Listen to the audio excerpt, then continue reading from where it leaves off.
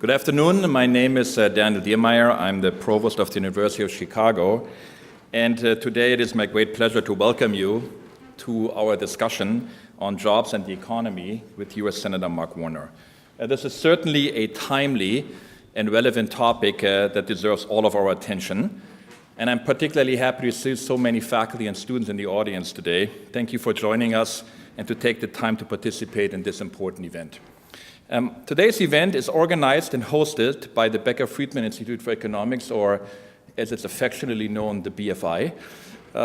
It was launched in 2011 to provide a collaborative platform for the large and very diverse University of Chicago economics community with over 250 PhDs in economics working on campus and a whole variety of additional scholars and students engaged in research relating to the economy, having an institute that can bring our scholars, students, and researchers together around the common research topics, allows us to coordinate and leverage our work in a way that can have real impact. At the University of Chicago, as you all know, we're committed to rigorous inquiry with impact, and the Becker Friedman Institute models this approach in an exemplary fashion by promoting and supporting the highest caliber of economics research, while also focusing on the translation and dissemination of that work to policymakers, business leaders, and other interested stakeholders. My great thanks goes to Michael Greenstone and Eric Hurst for their leadership of the BFI. And now I am particularly pleased to introduce our accomplished undergraduate economics student, Lindsay Currier, who will tell us about today's speaker. Lindsay is a fourth-year undergraduate here at the college, majoring in economics and mathematics. She's an active member in Economica, UChicago's undergraduate organization for economic and research. She has worked as a research assistant, and most recently, she was a summer intern for Ubernomics, which is Uber's economic research team. So you can see Lindsay is a real slacker. And so let's all welcome her for joining us here today. And with that, I'll turn the podium over to Lindsay.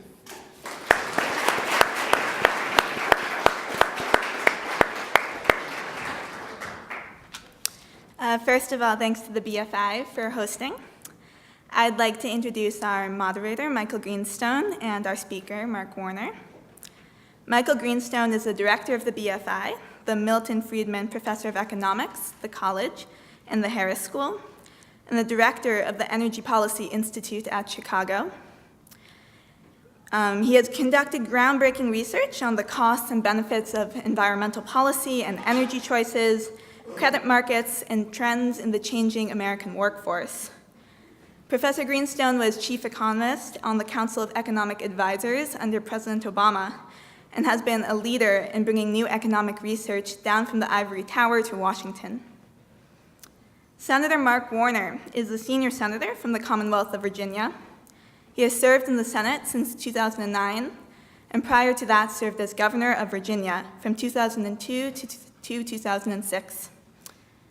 Senator Warner is the vice chairman of the Select Committee on Intelligence and a member of the Finance, Banking, Budget, and Rules Committees. As both senator and as governor, Senator Warner has demonstrated an understanding of emerging economic issues and has worked to find bipartisan solutions to financial reform, U.S. deficits, minimum wage, new business growth, and more. Recently, Senator Warner has introduced legislation to encourage skills training for low and middle-income workers and separate legislation to explore solutions to the lack of benefits for workers in the gig economy. To talk about the challenges facing American workers today, we've brought together an academic with a strong understanding of policy and a policymaker who has made it a priority to address economic issues. Please join me in welcoming Michael Greenstone and Senator Mark Warner. Thank you, Nancy.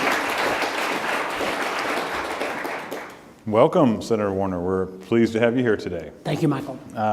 We're sorry it's not a little bit warmer, but we're working on that. First, just to get business out of the way, everyone has a note card, and will be time for questions at the end. And if you have a question, write on the note card, and we'll come by and collect it. So I was doing a little background research on you, not opposition research, friendly research. We'll see if the question. Yeah. And I noticed that I had forgotten this. I thought you'd been in the Senate longer, but you became senator in 2009.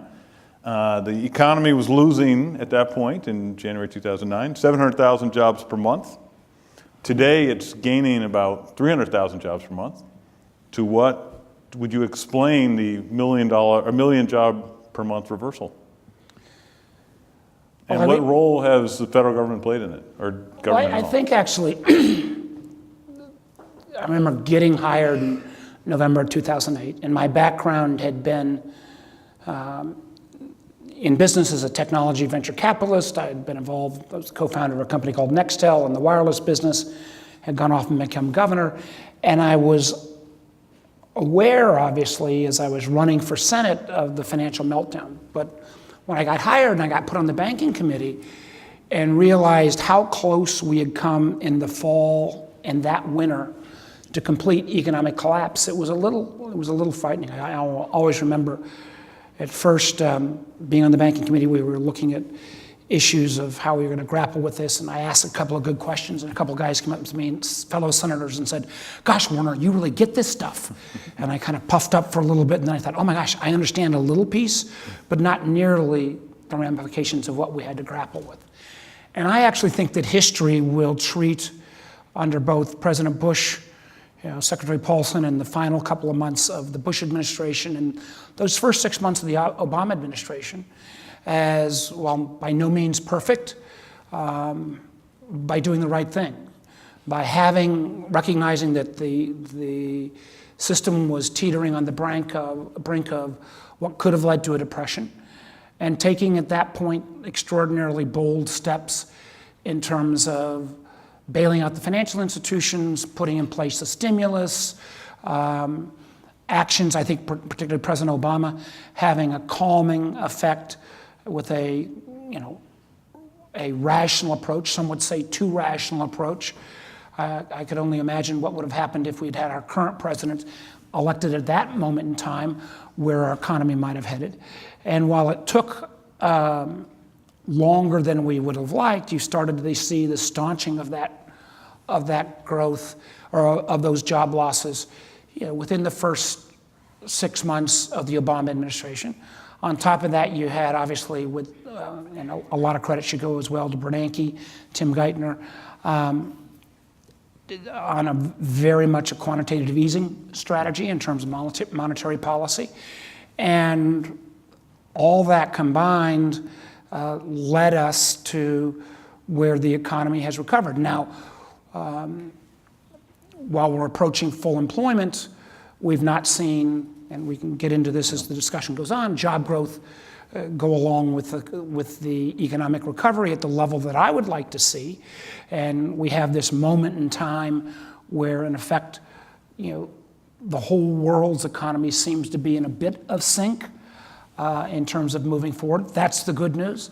The bad news is, and what I think is, and Lindsay was kind enough to say, and Warner, since he's been in the Senate, has been working on fiscal discipline.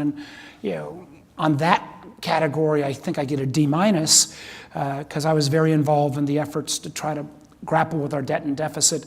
And if anything, I would argue, the kind of loose money monetary policy combined with lack of fiscal discipline, which has led our nation to a $20 trillion debt, you put that on top of tax policies that took place in December that I think history will treat as a disaster, even though the goals were appropriate, where I would argue we will add about $2.2 trillion of additional debt on that $20 trillion of debt. And I think we are, in a sense, living on borrowed time at this moment in terms of the... So I'm very curious about that.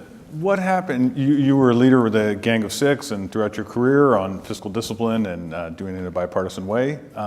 What happened to fiscal responsibility? And you know the numbers better than I do, but I looked it up this morning. The debt to GDP ratio for basically 50 years was 34%. It's now 75%, and then with the tax bill and the spending bill, it's projected to be in 10 years, maybe 100%, and if some of the things are made permanent, maybe even more. Right, and history has always shown any industrialized nation, once you get above 80, and surely if you get above 90 debt to GDP, you got a crisis. I think that what has happened has been a couple things. One, we've had historically low inflation, and we've had this loose money policy for a long period of time. And those of us who have been, like myself, who have been folks saying, the debt is going to get us, the debt is going to get us. We keep running up this debt, and it's not gotten us so far. And that that has, I think, taken a lot of the air out of the balloon in terms of being fiscally responsible. You've also had the fact that the Republican Party, which has been based on a, let's spend a lot and cut revenues. America, prior to the tax reform effort in December, we were 32nd out of 35 OECD nations in terms of total tax burden, state, local, and federal combined. So we are at the bottom of the barrel in terms of revenues collected, in terms of our industrial competitors. And after the tax cuts in December, we will go even further down. Yet our spend items, particularly around entitlements, where the Democrats have refused to acknowledge the math about the fact that we are growing older, and that great programs like Social Security and Medicare everybody loves, but the math just doesn't work anymore. When I was young, there were 15 people working for every one person on retirement. Today, there are 3 people working for every one person on retirement. The problem of that is not the politician's fault. It's actually the doctor's faults, because we're living longer. That usually gets a little bigger reaction. Until it's an economics crowd here. But what we've done is, by this spiraling amount of spend that doesn't get contained in terms of entitlement reform, and dramatically cutting back on our revenue growth, means that as a nation, if you look at the United States government as an enterprise, for every dollar you send Washington right now, only 6 cents is spent on education, infrastructure, and research and development. Now, as somebody who was a venture capitalist longer than a politician, I would never invest in a venture that spent 6% of its revenues on its workforce, plant, and equipment, and staying ahead of the competition, which, again, education, infrastructure, and R&D in a global economy. So I think we're living on borrowed time, and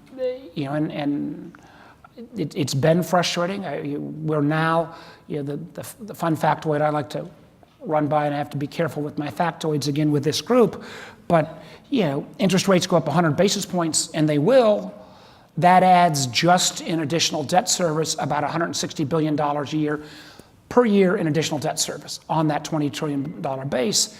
That $160 billion off the top, before you pay Social Security, before you buy guns, and sure as heck before you invest in education, is more than we spend on Department of Homeland Security and Federal Department of Education. So I don't think we're on a sustainable business plan, but the attitude towards all of the efforts to control that with a balance of revenue increases and spending constraint has completely gone out the window. Matter of fact, we've gone the opposite direction.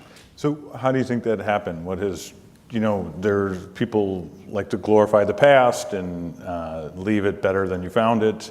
That doesn't seem to be the attitude, certainly not what you're describing. Well, the thing, to what do we owe this change? This will come as a shock, but politicians love to promise, I'm going to cut your taxes, yet I'm going to spend more money. And, and let's, again, acknowledge this is not a new phenomenon. In the, prior to I was very involved in what was called the Simpson-Bowles plan, which, while not perfect, had a balance of entitlement reform and tax reform that would have generated more revenues. I started something called the Gang of Six, and again, I work in the only place in America where being a gang member is a good thing. I'm part of every bipartisan gang there is.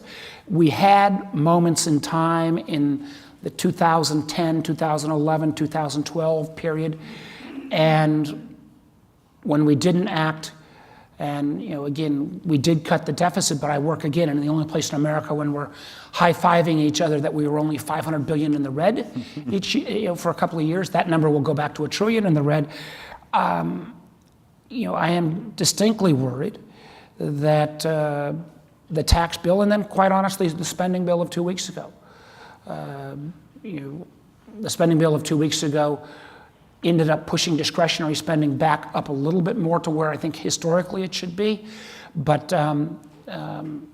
this is, again, borrowed time, and I would even argue, I know we may get into this later, we hit, in this last defense spending bill, about $700 billion on defense alone, 10x some of our nearest competitors, and I'm not sure we're even spending it on the right thing. But this area of fiscal discipline, and I don't think, I think ludicrous growth assumptions that have come out of the administration that says, oh, we're going to get 4%, 5%. I mean, I don't think there's any legitimate economist who thinks that growth alone is going to solve this problem in terms of our federal spending and federal balance sheet. Yeah, I think the evidence is pretty strong on that. I wondered, the one thing that BFI really tries to do, and then we're going to turn to labor markets in a minute, but is take research that's policy relevant or relevant for the real world and kind of make it digestible. What are the questions that you think academics are not delivering answers to that would be useful to address some of these questions? Well, I think there would be, more proof on dollars spent on, I would argue the three areas. We've got a lot of data, but the more compelling we can make on spending money on education, spending money on infrastructure, and spending money on basic research in terms of the payout on that, I think would help us. I mean, we all know we all have our arguments, but if there was a way to make that more forward-leaning, it would be important. One of the areas that I've tried to focus. Is there an audience for that? We're in a post-facts world now. Right? I think there may be an audience. I, for one, we may get later into the Russia investigation, since I know that's the only reason most of you are here.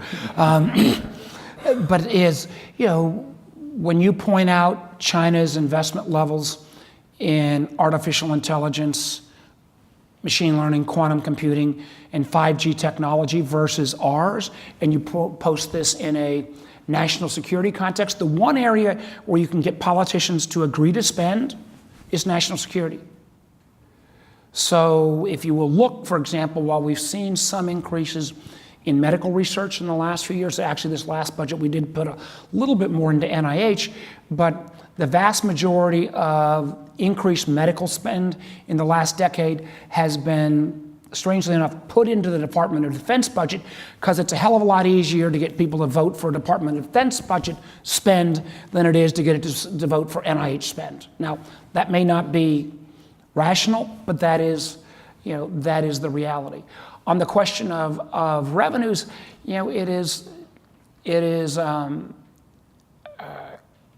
it's hard to make the case. I mean, you can show all the data in the world that America's overall tax burden falls in the bottom 10th and now closer to 34th out of 35th after the tax cut, but most Americans don't believe that. And we misuse a point in time, such as the fact that until the tax reform, our corporate tax rate was nominally the highest of the industrial nations in the world. The effective tax rate was much lower. But the reason why our tax rate on the corporate side was much higher is that every other nation in the world has a VAT or some version of a consumer tax or value-added tax. We don't have that.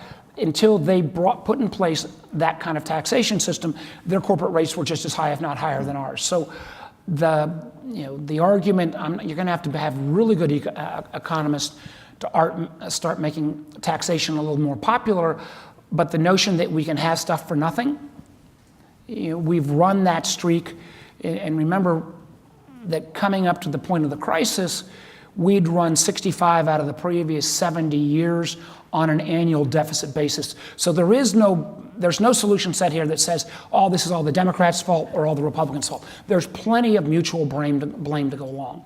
But we are able to sustain that, and we have been able to sustain that until we don't. And in the volatility period that we have right now, the notion that at some point, whether if America's ever questioned as a reserve currency, or people decide that they don't want, that our our debt to GDP ratio gets so high that people don't want to continue to buy the promise that America is going to pay its debts on a rational basis, i.e. our bonds, then all hell could break loose. A spike in interest rates makes our current operating system unsustainable. Now, one idea that it floats around, at least in the rooms that I'm in the University of Chicago, is there's a great solution to all of these budget problems. It's so simple. It's almost embarrassing to say it aloud. But a carbon tax, wouldn't that get rid of a bad and help solve the budget problems? And it feels to me like people aren't lining up to support it. You think? No, I think carbon tax. But it's such an obvious policy. Except for the fact that, listen, should carbon tax be part of the mix of the discussion? Absolutely. Should we tax externalities in a rational way? And could you do a progressive carbon tax that actually returned money to low and moderate income people? All of that. The two-part answer I give you, though, is one, we've yet to see that instituted in a realistic way anywhere in the world. And even the Europeans I think British Columbia is pretty close. Well, British Columbia is getting there, but if you look at where, if you look at even where some of the Europeans tried to move on their initial move towards a cap and trade system, it didn't work out, and the cap and trade was too easy to be gamed. I think a straight carbon tax would be a better solution. But if anything, the country's moving in the opposite direction when it appears that the Trump administration is trying to release the auto industry from the CAFE standards in terms of the 55 mile per gallon goal, and the vast majority of the automakers didn't even ask for that relief. So we'll keep that on the sidelines. It's going to check into the game later. It will check. Well, whether it's a carbon tax, whether it's a value-added tax, the notion of a taxation system that fits us in the 21st century, is long overdue. I mean, but remember, we are in a nation right now in America where we still have been unwilling to tax internet purchases, their sales tax, the same way we do bricks and mortar. Now, I was an internet guy and a tech guy longer than I've been a politician. There may have been a reason to give that nascent industry in the late 90s some advantage, but that advantage has long since passed, and you are basically robbing states who a lot of times K-12 and infrastructure falls to their responsibility more than the feds. You are robbing them of one of the few remaining revenue growth areas just by having that ban on what's called, again, the Marketplace Fairness Act. One thing I want to turn to is it is true that since you arrived in the Senate, the number of jobs per month created has gone up by 1 million a month. To which you deserve a lot of credit, but not all Americans seem to have been benefiting even dating further back, maybe to 1980 or so.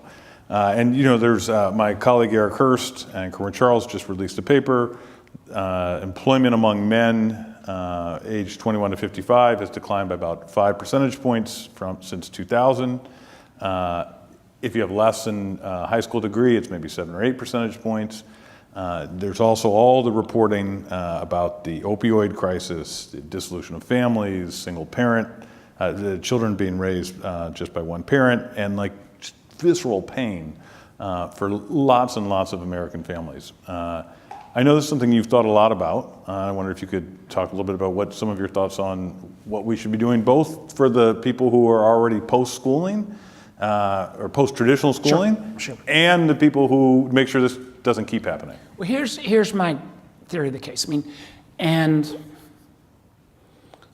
I actually thought this is where I was going to spend all my time. I got rehired to the Senate in 2014. It was a closer election than I expected. My observation was that what creates a Trump or the ascendancy of a Bernie Sanders on the left is people, in a sense, losing faith that the system we've got is working. I exactly have that view, that this mass of people is not unrelated to the difficulty of long-run planning and having a budget that appears kind of rational, that a venture capitalist would think wasn't crazy. I think it's kind of all the same thing. But here's what I got interested, I know we're probably going to get to this later, in kind of early 2015 in what at that point was like the cool new hot thing, the gig economy. And you've got lots of folks here more expert than I on it.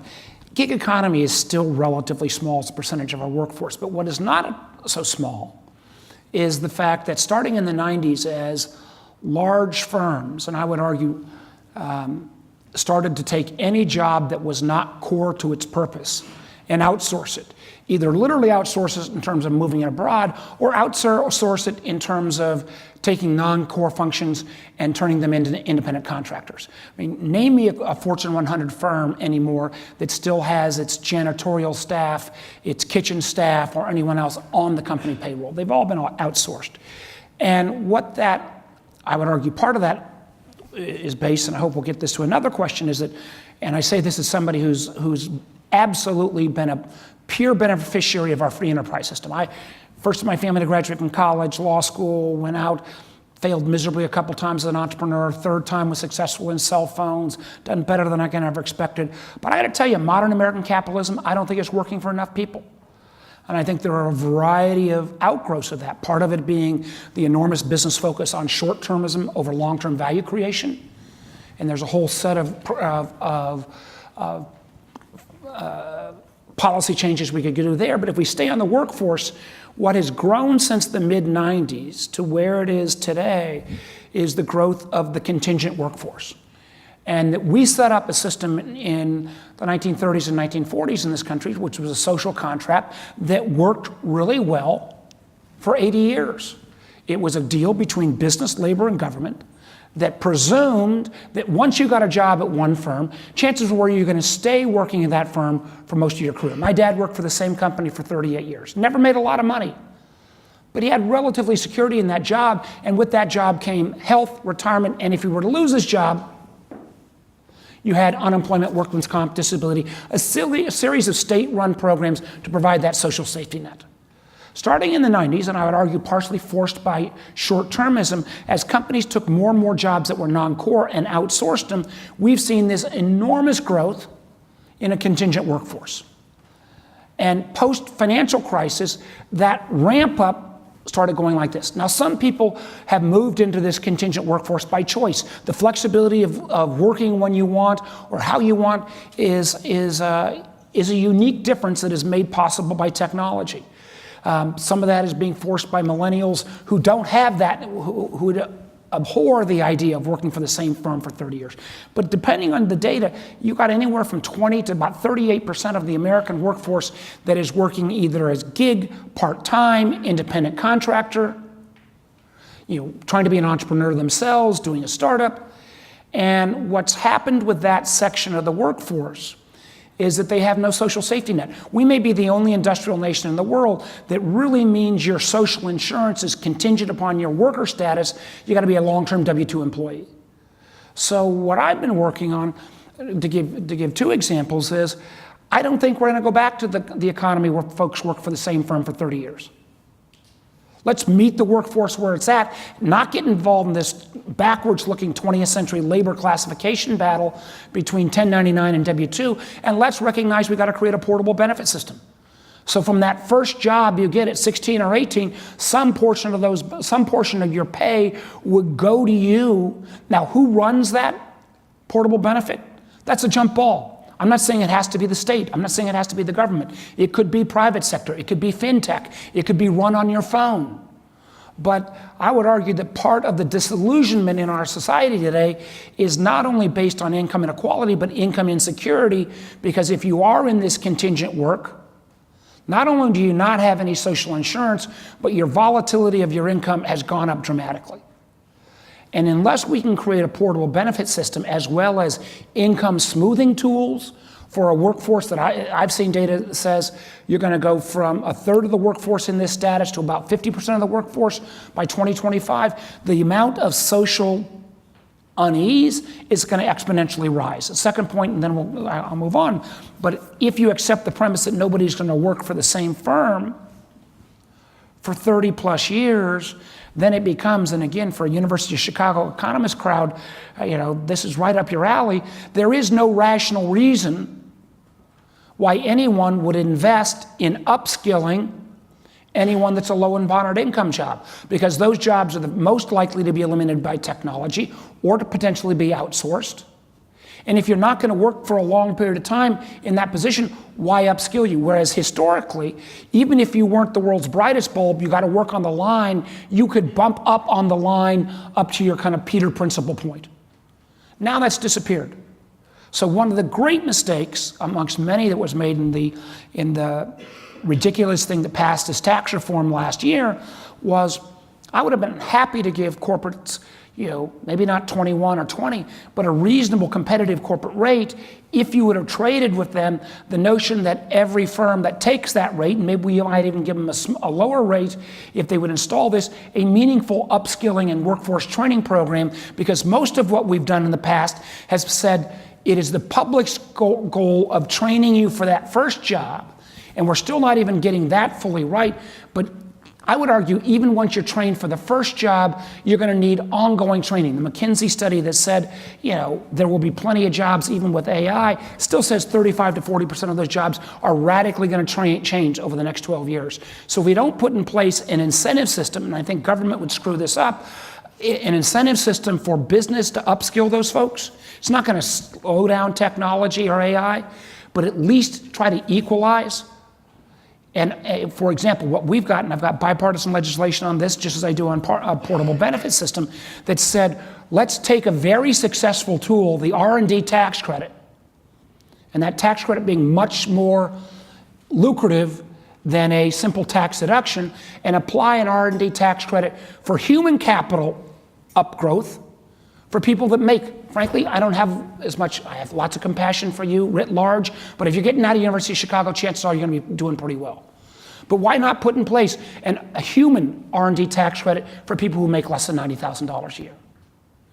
And say, if you want to get the lower corporate rate, put that in place. And how you deliver that, whether it's through a university, whether it's through a community college, those are all things we could experiment on. But unless we start, even if we think about terminology, I buy a computer, that's an asset I can depreciate. I spend the exact same money on training someone, that falls on my balance sheet as a cost, as a liability. Just from accounting to tax, if we're going to make capitalism work for more people again, we've got to not get rid of the incentive system around capitalism, but at least rebalance human capital vis-a-vis plant and equipment and more traditional intellectual capital, I would argue. Terrific. Now let me ask a tricky question related to all this. The statistics are most disturbing, I find, for men rather than women. Women seem to have understood the signal from the labor market about get your skills no matter how you get them. Maybe they don't have the benefit of the nuanced program you're advocating for, but I think the toughest question in all of social science currently is what the heck is going on with men and why are they doing so much worse? And anytime I start to think of policy, it's very hard because right away I think of some policy that's going to affect both genders, and there's something that is not, somehow the signal's not getting to men. You may just want to say it's a great social science mystery. That's a really hard question for another time. No, yeah. Where that is particularly happening, it's disproportionately happening in rural America. Yeah. And I think what happened was, and I think all of us, myself included, have been victims of this, or have been, not victims, but advocates of this. We have so advocated the building of an interconnected world. We have so advocated the benefits of globalization. We have so advocated, I'm one of the last pro-trade folks and think it was crazy for America to get out of the TPP. But what we have not, and I think as a policymaker we have to acknowledge, is we've done a really crappy job of helping people that have been hurt by trade. We've done a really crummy job of showing, we've shown you can build it in Mumbai and Shanghai. We've done a crummy job of showing you can build it in Springfield, Illinois, or Danville, Virginia. And I think what we have lost are opportunities, and again, here's where I would put it, would have changed the tax law. I strongly believe in the notion of repatriation, that American tax profits that were caught offshore ought to be brought back. But the deal should have been to Apple, if you want to bring a couple $100 billion back, fine, bring it back, I'll give you a really low rate. But you've got to be willing to invest some of that capital in areas that have been losers from trade and not winners. We disproportionately argue the benefits because the benefits have disproportionately fallen to metropolitan areas, and the communities have been left behind, have been rural. And one of the things, the promise of an interconnected world was you shouldn't have to move from your hometown to find a world-class job. We've not proven that to be a reality. So I've got legislation now, for example, that would take Appalachia, which has been some of the hardest areas, where some of the most statistics, whether it's opioids or male employment that used to be coal and other energy dependent, and says, is there a version of a TVA, 21st century TVA? I've got something that would try to double the amount of economic development efforts there that would actually require collaboration between different counties. Because too often, in a lot of rural America, the goal is still, we're going to build a shell building and hope for some miracle to happen and a whole bunch of manufacturing jobs to come. That's probably not going to be the solution set. But I think if you can restore some of that hope, and a lot of that hope comes from jobs. It's one of the reasons why I know this is not the topic, but let me get this bit into why I'm not a fan of UBI, because it sounds like a Silicon Valley dreamed up solution for a group of folks who've made a lot of money and then want to transfer the responsibility back to government to take care of everybody. Because I think what we have to recognize is there is not only material sustenance that comes from work, but there is value that comes from work, and particularly amongst men. I would argue more so even than, women have, they're still family raising, men still have, Absolutely. I think, more of a reliance on work from self-value, and we need to do a better job of helping to create meaningful work. I think that is possible. I think it is hard to challenge, the notion of someone who is late career, what you're going to do. But the people I find in Southwest Virginia, in my state, Appalachia, is that even if folks have lost hope, they want their kids to have the choice to remain in the community they grew up in. And frankly, the promise of an interconnected world should give them that choice, and we have not done near enough to make that a reality. Okay, we have some questions I want to from the floor, but before that, I thought we should probably talk about the pink elephant in the back of the room, the Russia investigation. You're co-leading. There is no really pink elephant back there. Not a red elephant. You're co-leading the Senate committee that's investigating the election. There's the Mueller investigation. I guess the House has now concluded its investigation. There's like an endless series of questions, and I'll try and turn it into one or two here. So the first is, what do we actually know at this point among the swirl of everything that has been found out? What do we know about what happened in the run-up to election? Here's what we know, and here's what we know, not just Mark Warner's a Democratic senator, but virtually every senator, Republican and independent, Republican and Democrat, all of the heads of our law enforcement and intelligence community, both Obama appointees and Trump appointees, even though this may not be acknowledged by the White House. Three things we know for sure. One, the Russians massively intervened in our elections in 2016. They hacked into both political parties, and this sometimes is not recalled. They hacked into both parties. And then they selectively chose to release information to hurt one candidate, Clinton, and to help another candidate, Trump. And we should have been more aware of this beforehand, and frankly, the American government was somewhat caught flat-footed, because if you go back as far as 2011, when the Russian equivalent of their chairman of the Joint Chiefs of Staff, General Geramazov, basically said Russia could not keep up with the West in tanks, trucks, ships, planes. But where they could keep up is in the realm of cyber warfare and misinformation and disinformation. They even use terminology like misinformation, disinformation spreads like radiation. There is no ability to keep it up.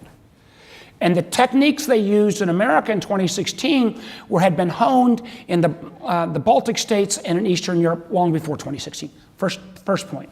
Second point, we know they either hacked into or at least scanned the voting systems of 21 states, and one of the most vulnerable being Illinois. And what was amazing and almost Kafkaesque from the Trump administration's Department of Homeland Security to start with, the 21 states, they wouldn't tell the top election officials in the 21 states that they'd been attacked, because they said the top election official didn't have the appropriate security clearance. No, so wait, A little hacked in, wacky. but no, hacked in. They did not. Is there any here's proof what that happened. they changed They did votes? not change vote totals. Okay. It was almost as if they wanted to leave enough digital dust to know that there had been intervention without changing vote totals. Because you may recall back in the 2016 candidate, one of the candidates for president, even before the election, started to say, well, he might not accept the results of the election. And if there'd been evidence, digital dust, that elections had been tampered with, that candidate might have, Lord knows, done whatever. But it was evident that most of our voting systems are extraordinarily vulnerable. I made sure we had state elections in Virginia last year. We had voting machines that didn't have a paper trail. I changed that. We made sure we changed out all the voting machines. The president, if in a normal case, you would have had a White House now that after this evidence of our vulnerability in our election system, would have created a working group to try to take this on and make it a top security concern.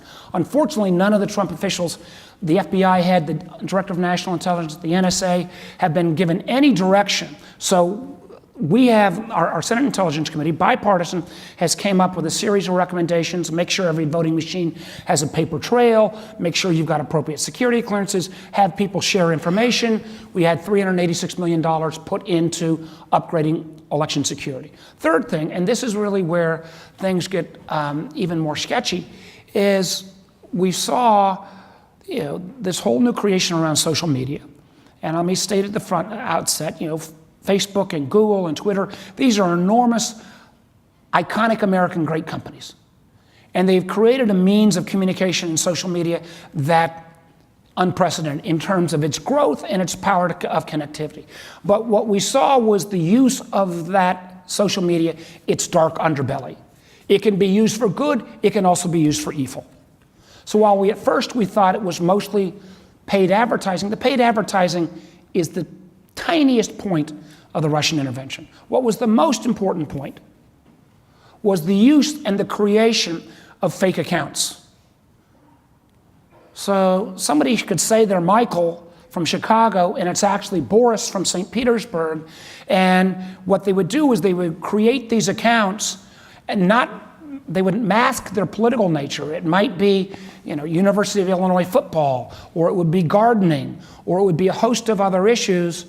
And then once they solicited people's information and gained followers, then they would start seeding it with political content. Let me make 2 quick points. I saw it's time to move to questions. I'll give you an example. They created one site in Texas called Secede Texas. Far right-wing site saying, the country's going to hell in a handbasket. We should secede from the Union. They created a similar site that said United Muslims of Texas. Then they created, on the Secede Texas site, they said, these Muslims want to bring Sharia law, so we need to go down and protest. And they set up a protest date at a particular mosque in Houston. On the same date, they said to the United Muslims of Texas, there are a bunch of folks coming down going to protest, we need to protect our faith. Hundreds of people showed up, but for the fact that the Houston police were there, you could have had a tragedy like we had in Charlottesville last year happen in Texas. All generated out of at least a single location in St. Petersburg. And the companies are still unwilling to fully come forward with all the data.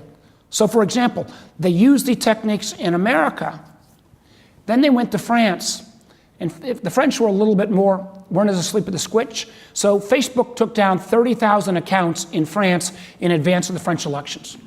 They've so far identified only 470 accounts in America that were Russian connected. I think there are more. And we're just at the outset. We also recently had parliamentarians from the UK come in and saying there have been misuse in the Brexit vote.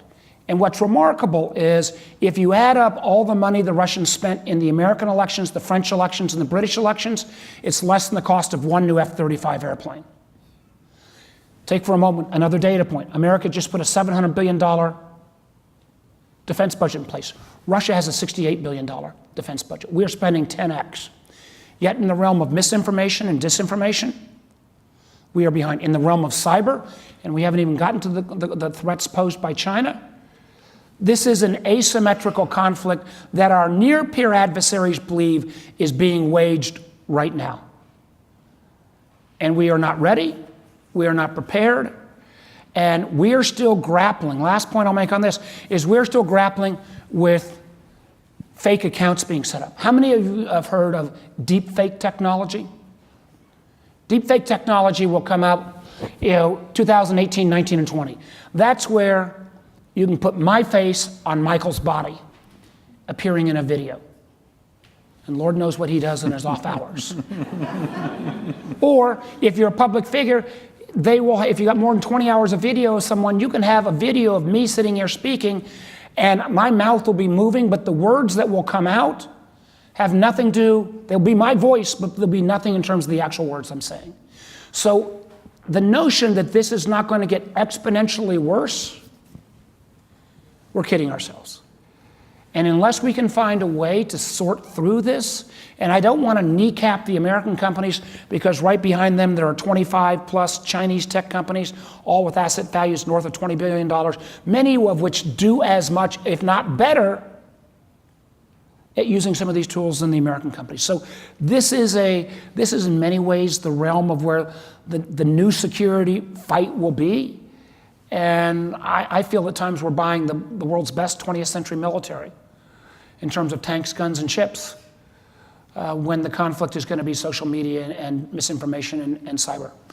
Let me ask one, and I'm stealing time from the questions, one related question. I think part of what disturbs me the most out of the recent events is, I think, one enduring feature of the United States that has served it very well for a couple centuries has been very strong institutions, be they the judiciary, the press, separate branches of government. And candidly, it feels like they're under attack. The fake news, the attacking government officials, attacking career staff. Is there a real diminution of institutions, and what does that mean for, what should we make out of all that? Democracies don't have to go on forever. There is no predestination about America's preeminent role in the 21st century just because we earned it in the 20th century. And candidly, it is more frightening than you think. When the press, a free press has always been viewed as the fourth estate. When the President of the United States and his allies wake up every day and denigrate a free press in this country, then you're entering into frightening times. When you have ad hominem attacks against not just a Mueller investigation, but when you have broad-based ad hominem attacks against the integrity of everyone who works at the FBI, or for that matter, the very underpinnings of our Justice Department, you then end up in an era when individuals start deciding which laws they want to abide by and which ones they don't, because if they're all subject to being, manipulated with, or they're fake, or there is this deep state, then we're in a period of uncertainty unlike anything our country has seen. I've repeatedly tried to go to the floor and talk to my colleagues about, the red line has to be Mueller. Or for that matter, getting rid of Rosenstein, who supervises Mueller, or if this president starts pardoning family members.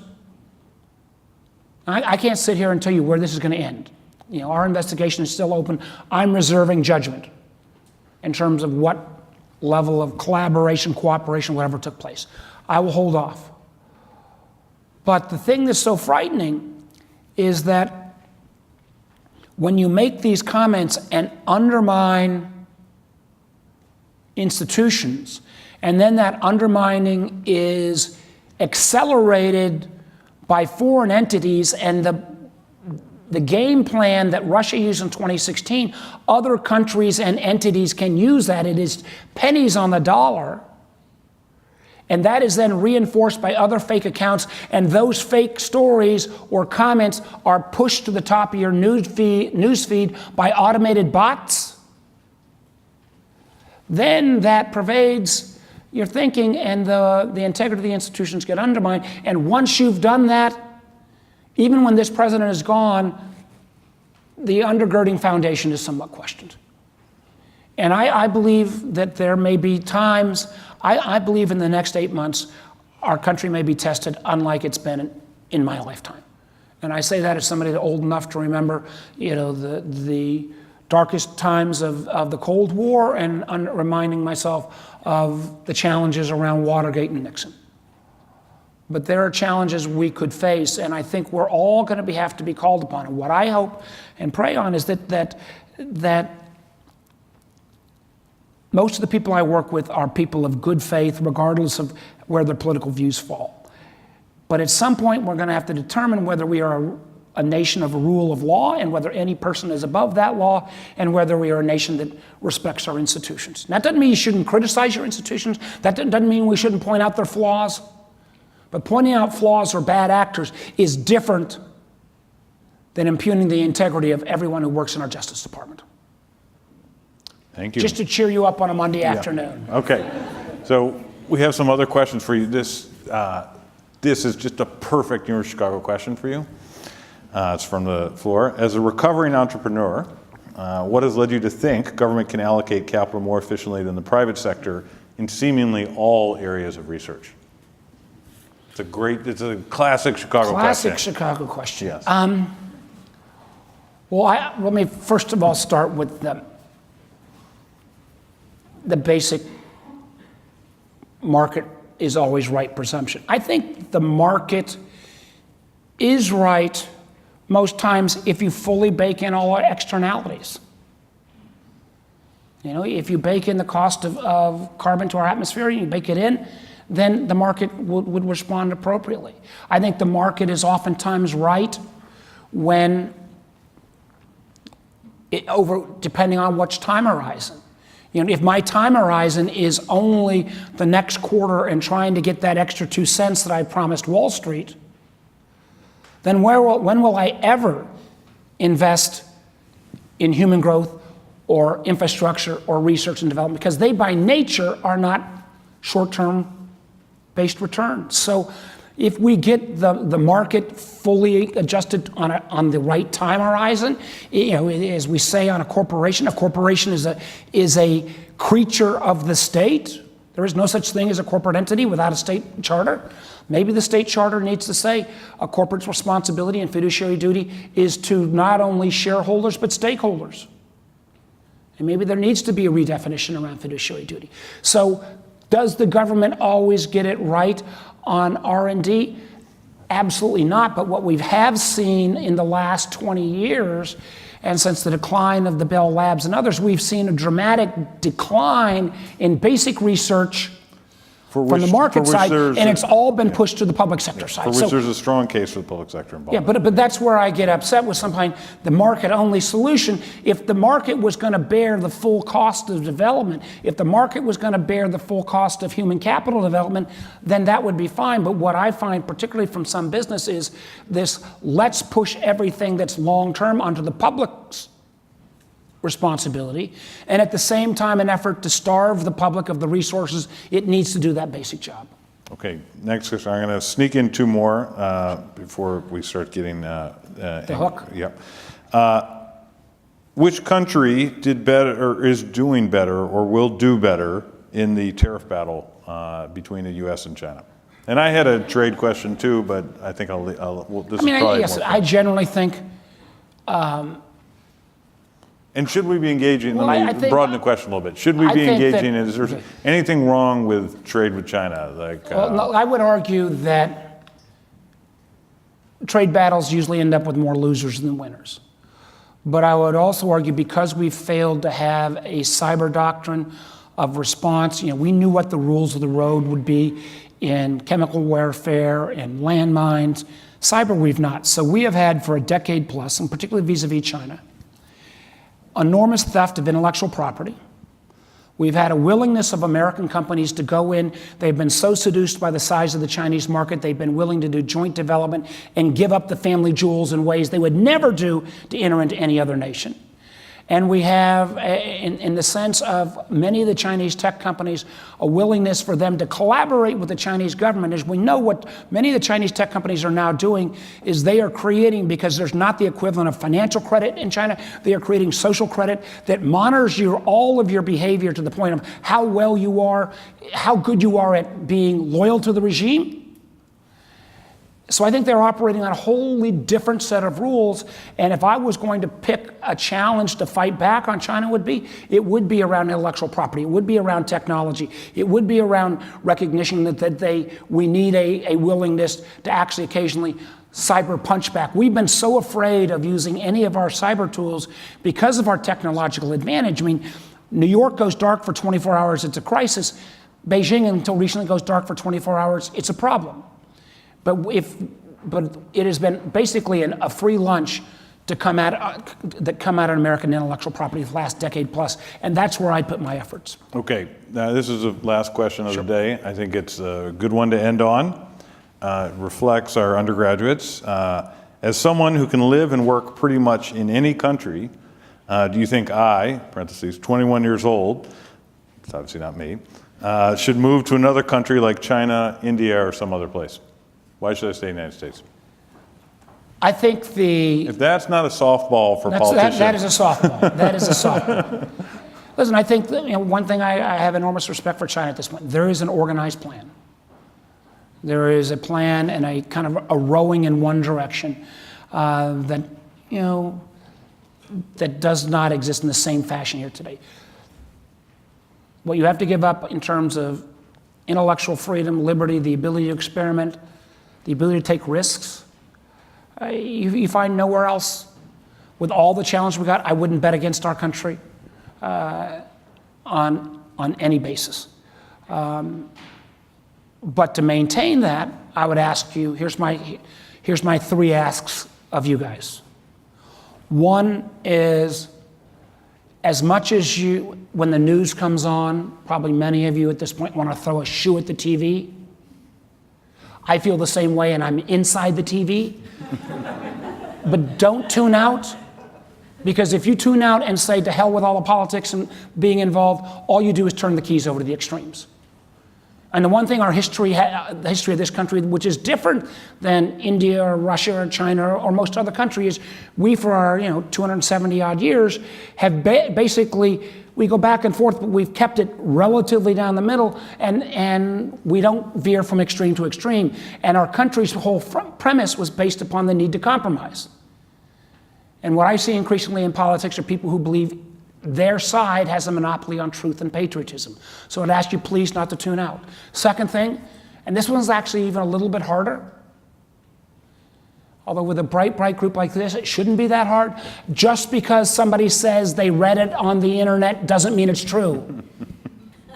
And I mention that because it's like when we allow garbage out and not call on it, when we allow actions of politicians or false information or misinformation to go unchallenged, we put one more chink in that armor that holds up the edifice that holds up our society.